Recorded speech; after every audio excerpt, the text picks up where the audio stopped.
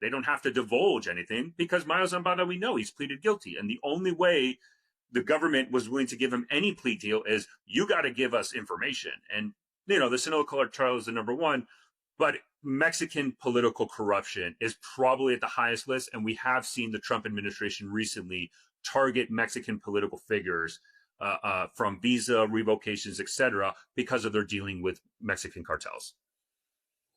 Yeah, it's interesting. Two parts of that I want to kind of lean into right now.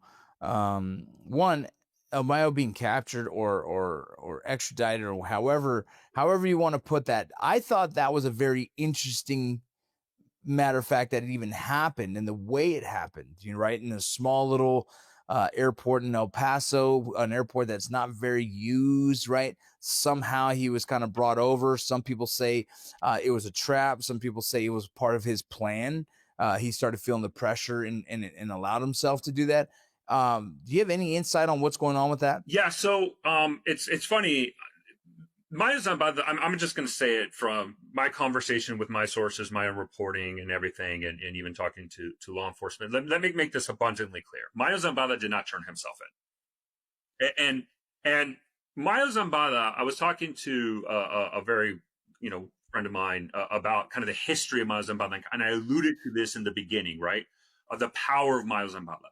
Again, unlike El Chapo, who was captured, escaped prisons, etc., right? Mayo Zambada was never even remotely close to being captured.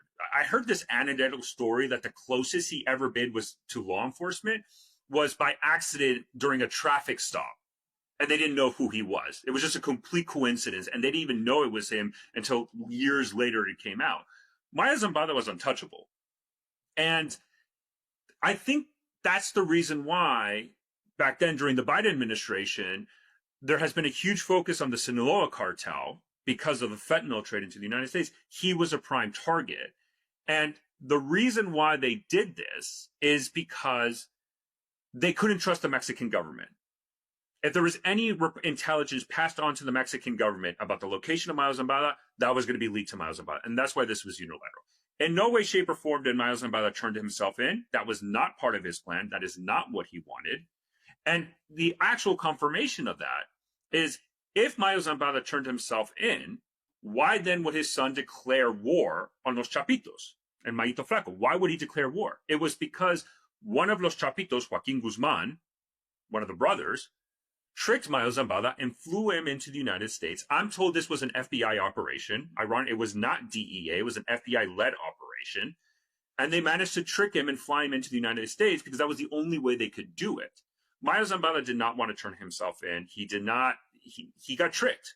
And I think this idea that he wanted to turn himself in really came out afterwards. Specifically, I'm tracking from family members of Mayo Zambada who wanted to give this narrative of that still that he's untouchable. But ever since he's been in U.S. prison, justice reigned supreme over him.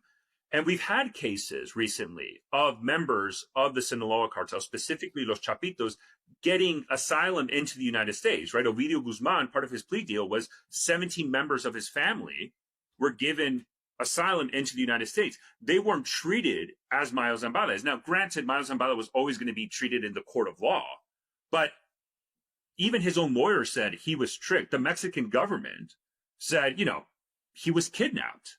And the Mexican government's fury at the operation was not tied to the fact that Mayo Zambada was captured. It was that they did it behind the Mexican government's back. So everything indicates, not only my sources, but all the public information, he was tricked, captured during the Biden administration, and that's how they got him.